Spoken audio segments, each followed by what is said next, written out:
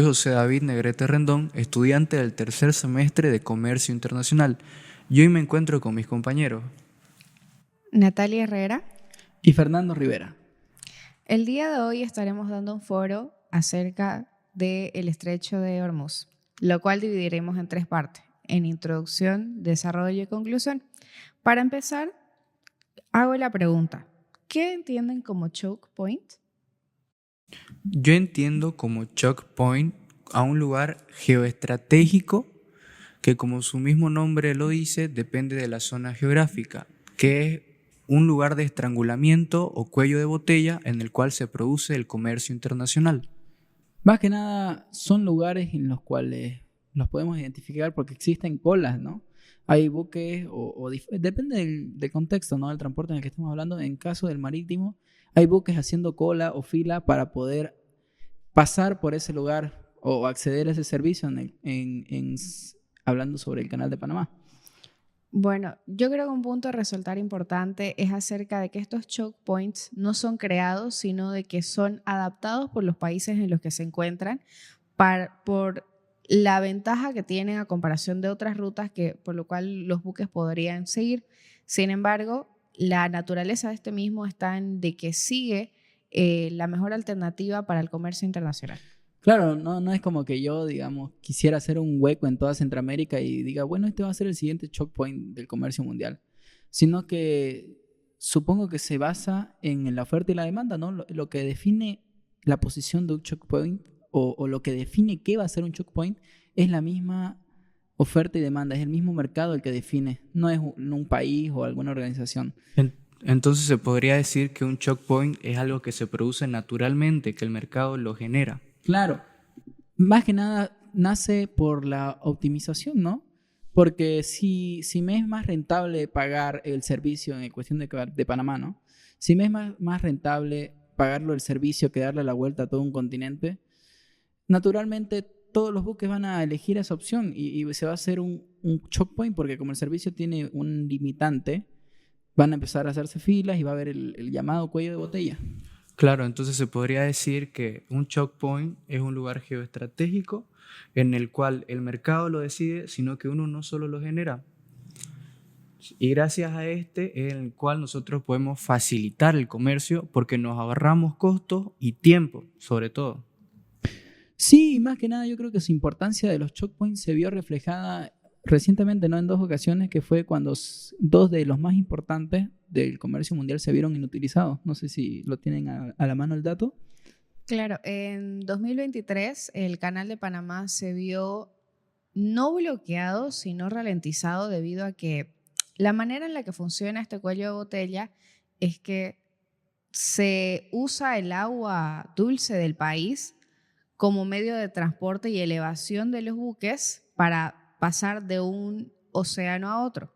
Entonces, al no cumplir en las fechas con las lluvias que se tenía esperada, pues el canal tuvo que reducir la cantidad de buques que pasaban de manera diaria, el tamaño de estos y la cantidad de contenedores que estos podían tener.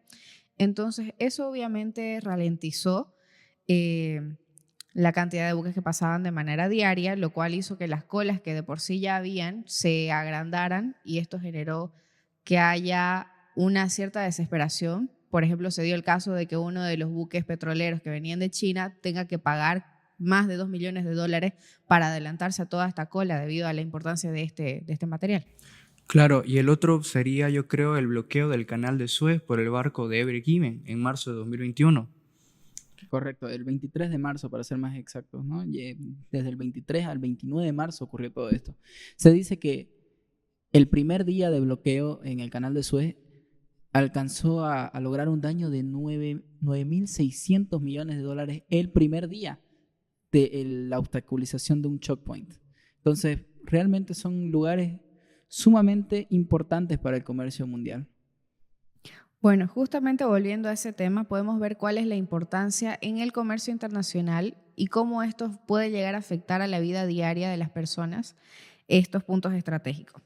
Para continuar con la siguiente pregunta, podemos hacer: ¿qué papel juega la diplomacia en estos? Creo que este es un punto muy importante, es algo que me llama mucho la atención y creo que adaptándolo a lo del Estrecho de Hormuz, podemos ver un ejemplo claro de cuál es el papel que juega la diplomacia en todo esto. Ya que para hacer comercio internacional no solamente necesitas acuerdos de comercio, sino también poder tener buenas relaciones con el país con el que lo estás haciendo, pero esto va más allá cuando estamos hablando de un cuello de botella, ya que tienes que tener una buena relación con los países en los que este punto estratégico se encuentra. Entonces, ¿por qué menciono el Estrecho de Hormuz como un punto referente en esto? Porque podemos ver de que no hay una buena relación entre Estados Unidos, que es uno de los países que, si bien no se encuentra en la zona en la que está este estrecho, es uno de los países que más se ve beneficiado del uso de este, debido a que transporta material naval, incluso militar, para pasar por este mismo, y que no tiene buenas relaciones con uno de los países en los que este estrecho se encuentra cerca a regularse. Así, antes de pasar de lleno al Estrecho de Hormuz, podríamos mencionar brevemente cuáles son los más importantes, los choke points más importantes del comercio mundial. Claro, tenemos los choke points del Canal de Panamá, Canal de Suez, el que estamos mencionando ahorita, el Estrecho de Hormuz. También puede entrar el Estrecho de Gibraltar y... El de Suez, ya mencioné. Sí, ¿no? Eso podríamos decir que en cuestión de volumen de comercio que se mueve por estos puntos son los más importantes. Ahora podremos empezar a entrar a nuestro tema que nos corresponde, que es el Estrecho de Hormuz. Entonces, para entrar de lleno al tema que nos compete, que es el Estrecho de Hormuz, vamos a empezar localizándonos en nuestro mapa mental.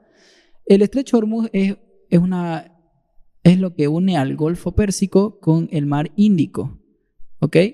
Y la parte del estrecho justamente está controlada por los países ribereños, que son Omán, Irán y Emiratos Árabes Unidos. Claro, entonces este estrecho separa lo que es el sur de Irán con el norte de Emiratos Árabes y arriba en la punta el país de Omán. ¿Cuánto es la longitud de este estrecho? Aproximadamente mide 160 kilómetros. De longitud. Sí. Y en cuanto a su anchura, varía, pero en su punto más estrecho mide 33 kilómetros, lo cual va de 2 vías y tiene... Cada una de 3 kilómetros. De 3 kilómetros. Cada una de las vías. Vías navegables. Exactamente. ¿Cuántos buques diarios pasan por el Estrecho de Hormuz? No se tiene una cifra exacta, sin embargo se estima que por esta parte del estrecho pasa la quinta parte del crudo del mundo, ¿no? Se aproxima que diariamente salen unos 23 millones, ¿correcto? Según la Administración de Información Petrolera, nos dice que es 21 millones 21 millones. Barriles diarios, lo cual se traduce al 21% del consumo mundial del petróleo. Lo que en litros, si contamos cada barril, que son 159 litros, son 3.339 millones de litros de petróleo que pasan por este estrecho. Y solamente es la quinta parte. Esta cantidad, estamos hablando, mayormente proviene de Arabia Saudita hacia el mercado occidental y asiático. Sí, ¿no? Entre Asia, los mayores compradores creo que son China, India, Japón. Todos ellos precisan y compran el crudo de esta parte del mundo, ¿no? Del Golfo Pérsico. Claro, justamente por la cantidad de su población es algo muy necesario para ellos, si es que tenemos en cuenta la importancia del petróleo en el mundo, y es que de este derivan no solamente los combustibles para vehículos, para los buques mismos, para transporte aéreo, sino que también proviene de materiales que usamos en nuestra vida diaria, que vendría a ser también la ropa que usamos, los cosméticos que usamos e incluso los medicamentos que tomamos. Y lo más importante, el plástico, que está en la vida diaria de cada uno de nosotros. Claro, porque básicamente la mayoría de las cosas que utilizamos ya vienen en plástico, vienen en otros derivados del petróleo. Pero así, para ir cerrando esta idea, podríamos hacer un resumen de que el Estrecho de Hormuz es un choke point debido a que por aquí sale la quinta parte del crudo del mundo, que se dice poco, no quinto, pero es bastante si lo traducimos a cantidades ya... Claro, 21 millones no es poco. No es nada poco. No es poco. Y creo que es bastante importante señalar la diferencia entre un checkpoint y un choke point. Un checkpoint es un punto por el cual va pasando, ¿no? El buque, supongo, podría ser en una ruta, digamos, que vaya pasando por el estrecho de Gibraltar, luego pase al canal de Suez y luego al estrecho de Hormuz, ¿no? Eso podrían ser los checkpoints que va a realizar, por los cuales va a pasar este buque. Sin embargo, los choke points son, como ya dijimos antes, lugares donde se crean filas o colas para poder pasar por estos lugares. Esos serían los choke points, puntos de estrangulamiento del comercio. Claro, es un cuello de botella por el cual pasan grandes volúmenes de carga, sobre todo de mercancías. Y en el caso del estrecho de Hormuz, sobre el petróleo, en este caso el petróleo crudo que vienen de los países del Golfo Pérsico. Ahora bien, a nivel de comercio, no, o sea, sabemos que el estrecho de Hormuz está declarado como aguas de paso, ¿no? Aguas abiertas al comercio internacional. Por lo cual, en teoría, debería haber una gran facilidad para poder acceder y para poder salir del estrecho de Hormuz. Sin embargo, hay diferentes problemas que nos demuestran que no es así. La verdad que sí, creo que el más obvio vendría a ser las diferencias que mencionamos en la parte introductoria entre uno de los países que maneja este choke point, que es Irán, y Estados Unidos, que es uno de los principales compradores de petróleo de esa zona y también de los que tienen más uso de este canal. Las diferencias entre este país y Estados Unidos han sido desde hace décadas, lo cual se traduce a que de por sí en nuestra actualidad hay fricciones, pero estas no son recientes. Claro, es importante señalar de que existe, ¿no?, un daño económico a Irán por parte de Estados Unidos, lo cual Irán responde utilizando el estrecho de Hormuz, que quizás no es tan importante para Estados Unidos, pero sí para sus aliados. Eso es lo interesante, ¿no?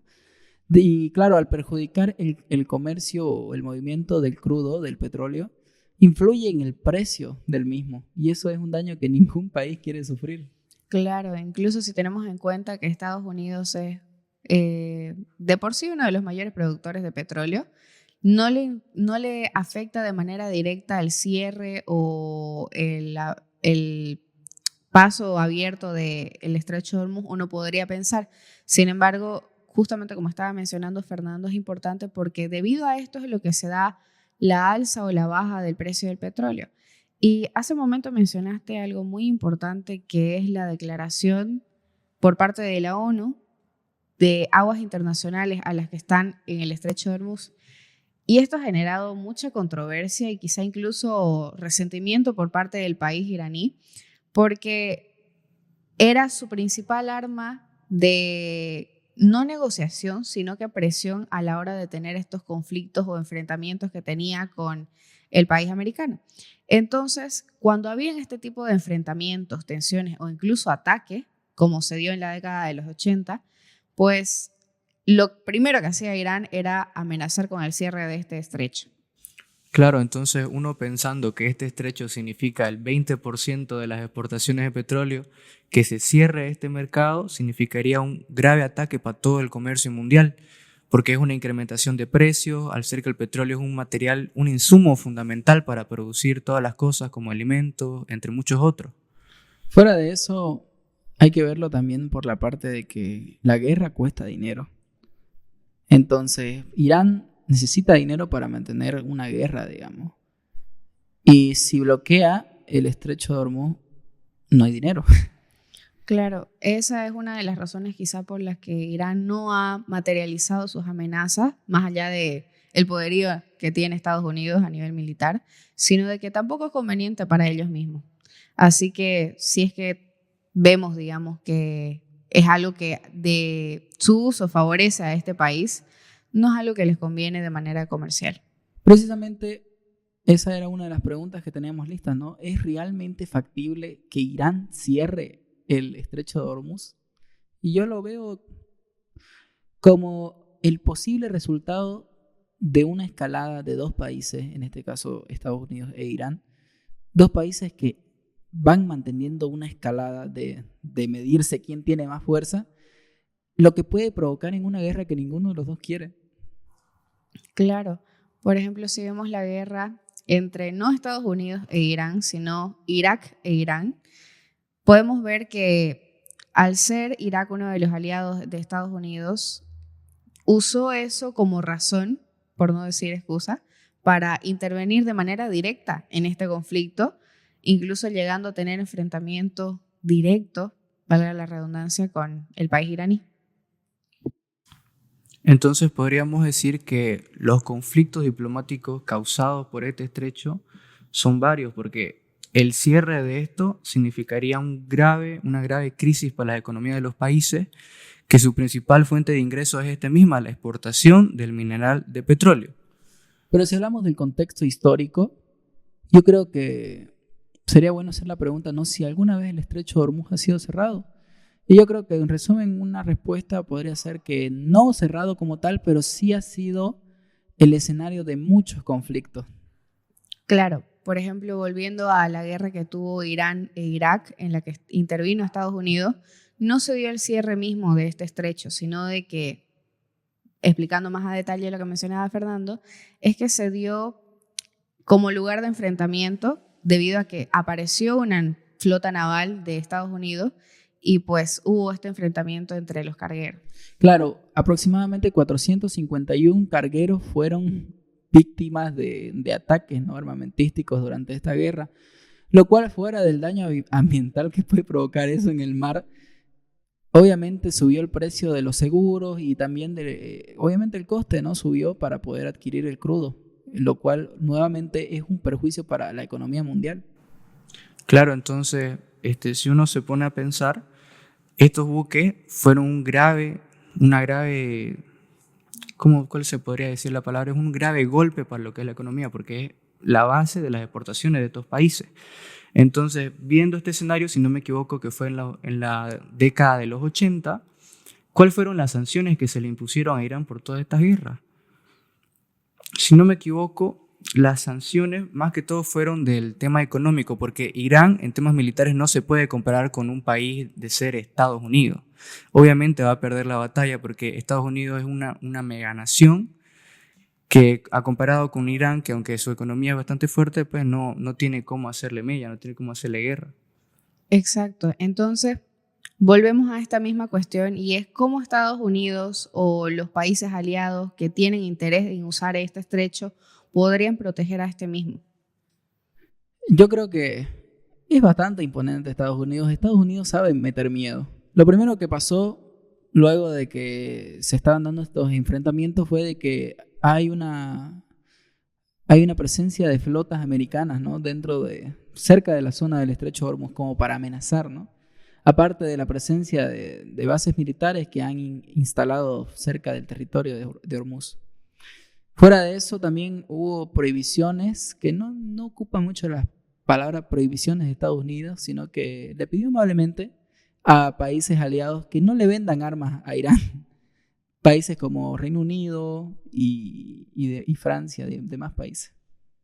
Bueno, también está el hecho de que el entonces presidente Donald Trump incluso se cuestionó a la nación estadounidense de por qué ellos deberían ser los responsables de proteger los intereses de los países a los que esto vendría a ser, porque tenemos en cuenta de que Estados Unidos produce su propio petróleo, por lo cual uno podría entender de que no tiene un interés directo en todo esto. Claro, porque a ninguno de los dos países le conviene causar una guerra, provocar una guerra, porque como dijo mi compañero Fernando, para hacer una guerra se necesita plata. Y si uno se produce sus operaciones militares donde se produce su principal fuente de ingreso, pues no llega el dinero. Bueno, y volviendo al tema entonces, si es que Estados Unidos no es quien se beneficia, ¿cuáles vendrían a ser los países que se ven más beneficiados por el uso de este estrecho? Primero deberíamos empezar hablando no por el consumo de petróleo, sino por las exportaciones, ¿no? En cuestión de exportaciones, los países que más se benefician son Irán, Kuwait, Qatar y Bahrein, debido a que tienen el limitante de que toda su exportación sale por el estrecho de Hormuz, no tienen otras alternativas. Bueno, también vemos el hecho de que si bien los Emiratos Árabes Unidos están en la región, no es algo importante para ellos, no es algo esencial para ellos el uso del estrecho de Hormuz, debido a que ellos tienen sus, ¿cómo se llama? Tienen un mega oleoducto que mide aproximadamente 200 kilómetros por el cual evitan pasar por el estrecho de Hormuz. Claro, entonces por este oleoducto se evitan todo lo que son, se podría decir, los malos tratos, conflictos que pueda causar este estrecho, evitándose obviamente todo esto y lo que ves reflejado en la economía del país, obviamente, porque es gracias a esto que la economía del país puede, se puede decir, provocar una estabilidad y que en los costos no se vea tan afectado la ciudad. Entonces, podríamos ir concluyendo. Yo creo que es increíble cómo una posición estratégica le ha dado tanto poder a este país que es Irán.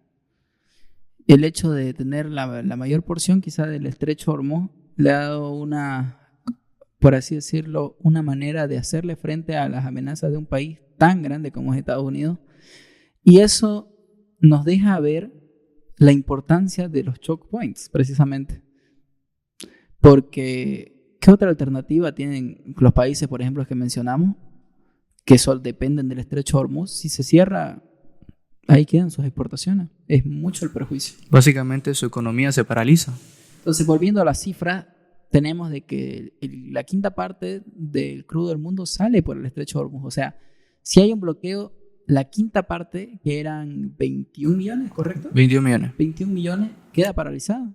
Y eso obviamente afecta muchísimo al costo, no solo de seguros, sino ya hablamos en global, el tema del costo del petróleo, del barril, sube el precio.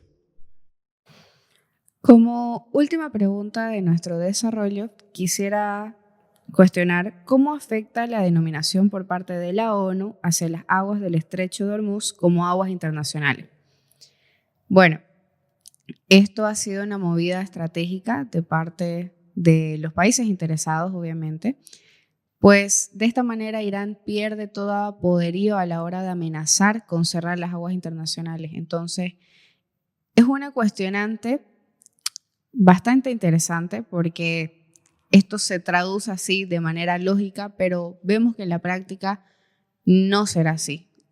Al tener el poder material, ya que se encuentra en su región y en su territorio, es muy posible que Irán siga atendiendo a las amenazas en caso de conflictos o enfrentamientos con Estados Unidos u otros países. Como decía, ¿no?, anteriormente, el estrecho de Hormuz es como una manera de poder aliviar la presión que tiene Irán. Claro, Estados Unidos no ataca con misiles, Estados Unidos ataca de manera económica, con sanciones, con bloqueos, con perjuicios al comercio. Entonces, la manera en la que Irán responde es amenazando el transporte, ¿no?, la salida marítima del crudo de esta zona del Golfo Pérsico.